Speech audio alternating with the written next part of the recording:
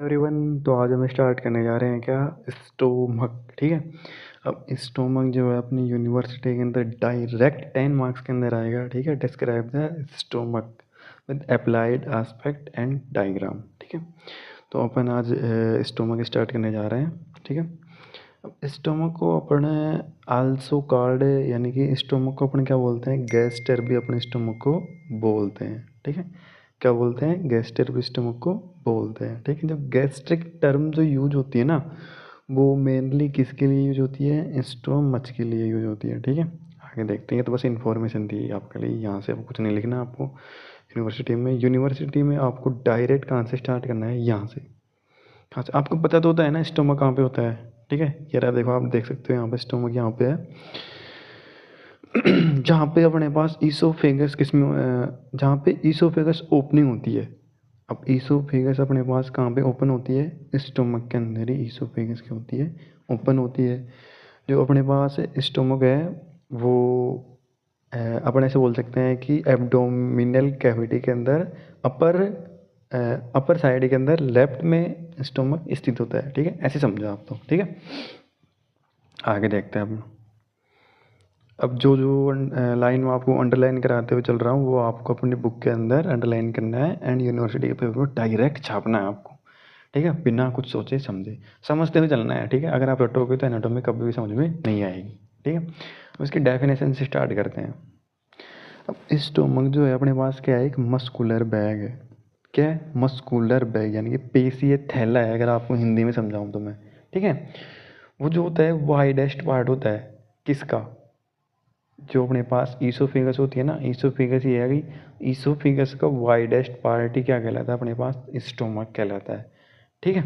आगे देखते हैं अपने पास, ये यहाँ पे लिख भी रखा है कि lower and of the oesophagus. ठीक है। और बस ये ध्यान रखना है आपको कि lower and of the oesophagus. ठीक है।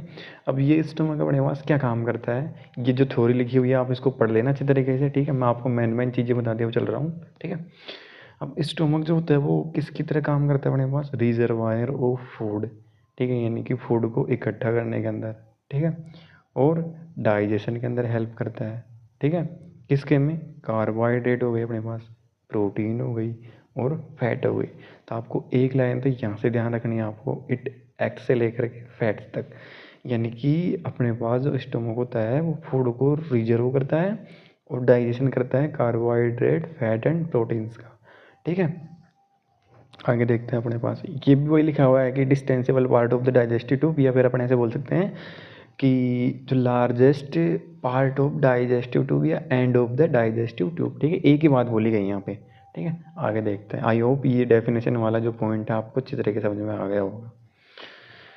फिर अपने यहाँ पे बताया कि ये है कि location of the stomach in 9 abdominal region. ठीक है। अब 9 एब्डोमिनल रीजन अपने ऑलरेडी पढ़ लिया है, उसी के बाद मैंने ये सारी चीज़ें स्टार्ट की है। ठीक है। अगर डायरेक्ट मैं आपको स्टोमक पढ़ाने लग जाता ना तो आपको ये समझ में नहीं आता कि व्हाट इज 9 एब्डोमिनल रीजन। ठीक है। आगे देखते हैं अपन। अब स्टोमक जो होता है अपने पास 9 एब्डोमिनल रीजन में कहाँ कहाँ स्थित होता है। ठीक है। तो यहाँ पे पहला बताया हुआ है कि एपिगैस्ट्रिक रीजन, यानी कि ये हो गया अपने पास एपिगैस्ट्रिक। ठीक है। अम्लाइकल। ठीक है। ये हो गया अपने पास अम्लाइकल। ठीक है। एंड लेफ्ट हाइपोकोंड्रिक, लेफ्ट हाइपोकोंड्रिक अपने पास ये हो गया। ठीक है। तो अपन इसको अगर 9 एक डायग्राम के अंदर ड्रॉ करें तो अपन ऐसे बोल सकते हैं कि यहाँ पे ये हो गया क्या अपने पास, राइट लेटरल, लेफ्ट लेटरल, ये ट्रांसवाइल और ये ट्रांसट्यूबरकुलर। ठीक है। तो यहाँ पे क्या आई अपने पास, ये ईसोफेगस। ईसोफेगस आई तो ये ऐसे करके यहाँ पे आएगा। ठीक है। ऐसे करके यहाँ पे आएगा। ये डायग्राम थोड़ा अच्छे से नहीं बनाया पर आप समझ गए होंगे कि जो अपने पास स्टोमक जो होता है वो कौन कौन से 9 एब्डोमिनल रीजन के अंदर क्या करता है, लाई करता है। ठीक है। ये ऐसे करके यहाँ पे आएगा, ये अपने पास क्या हो गया, स्टोमक हो गया। ठीक है। डायग्राम अच्छे से बनी नहीं रहा है, पता नहीं आज क्या हो रहा है।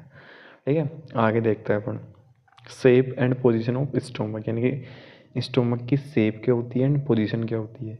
अब स्टोमक की जो शेप होती है ना वो किस पे डिपेंड करती है अपने पास, डिग्री ऑफ डिस्टेंशन। ठीक है। या फिर अपन ऐसे बोल सकते हैं, डायरेक्ट ही ध्यान रखो ना अपने तो, कि स्टोमक की जो शेप होती है वो कैसी होती है, जे शेप होती है। कौन सी शेप होती है, जे शेप होती है, ठीक है। और इसकी जो पोजीशन होती है, इसकी पोजीशन इतनी इम्पोर्टेंट नहीं है, ठीक है। आगे चलते हैं अपन। Size and capacity of stomach, यानी कि स्टोमक की अपने पास साइज ही होती है एंड कैपेसिटी क्या होती है, ठीक है। अब स्टोमक की जो साइज होती है वो कितनी होती है, 25 सेंटीमीटर। डायरेक्ट ध्यान रखना आपको, आपको इन जो डिटेल्स दे रखी है वीडीसी के अंदर, वहाँ पे रुकना ही नहीं है, क्योंकि अगर डिटेल पढ़ने लग गए तो अपनी यूनिवर्सिटी क्रैक नहीं होगी, ठीक है। अब साइज कितनी होती है स्टोमक की, 25 सेंटीमीटर, ठीक है। अब कैपेसिटी, कैपेसिटी का मतलब होता है कि उसके अंदर कितना फूड आ सकता है, यानी कि जो स्टमक होता है वो कितना फूड अपने पास क्या कर सकता है, रिजर्व कर सकता है, उसको बोलते हैं क्या अपन, कैपेसिटी, ठीक है। अब जो अपने पास बर्थ टाइम के अंदर जो बेबी होता है उसकी जो कैपेसिटी होती है आफ्टर बर्थ, कितनी होती है अपने पास, 30 ml ओनली, फॉर ओनली कितनी होती है, 30 ml होती है, ठीक है। प्यूबर्टी की टाइम कितनी होती है, 1 लीटर होती है। सीधी सीधी बात है, आपको समझ में आ ही रही होंगी। और 1.5 to 2 लीटर कितनी होती है, एडल्ट के अंदर होती है, 1.5 से लेकर के 2 लीटर तक। अपन इसके एक्सटर्नल फीचर्स को अपन नेक्स्ट वीडियोस के अंदर देखेंगे, ठीक है। तो अगर वीडियो आपको पसंद आया हो तो ज़्यादा से ज़्यादा वीडियो को लाइक करें, शेयर करें, सब्सक्राइब करें चैनल को, ठीक है। तब तक के लिए बने रहिए आयुर्वेद वाला के साथ। Bye bye, best of luck.